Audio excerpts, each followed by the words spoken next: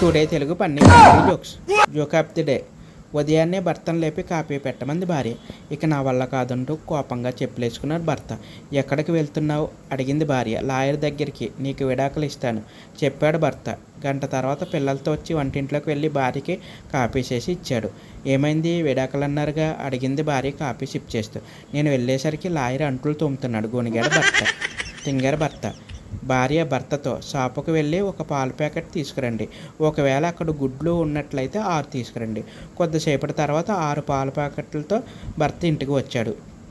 భార్య, 6 పాల ప్యాకెట్లు ఎందుకండి? భర్త, అక్కడ గుడ్లు ఉన్నాయి అందుకే 6 తెచ్చాను. నువ్వే కదా ఒక పాల ప్యాకెట్ తీసుకురండి, గుడ్లు ఉన్నట్లయితే 6 తీసుకురండి అన్నావు. భార్య షాప్లో. భార్యాభర్తలిద్దరూ రాత్రంతా గొడవపడి చివరికి అలసిపోయి పడుకున్నారు. ఉదయాన్నే లేచిన భర్త పాలు వేడి చేసి భార్యకి ఇచ్చాడు. భార్య, రాత్రంతా గొడవ పడినందుక సారీ చెప్తే ఇలా కాకపడుతున్నారా? భర్త, ఎవరన్నారో ఈరోజు నాగపంచమి, అందుకే నా మీద పగపట్టిన పాముకు పాలు ఇస్తున్నాను అన్నాడు భర్త.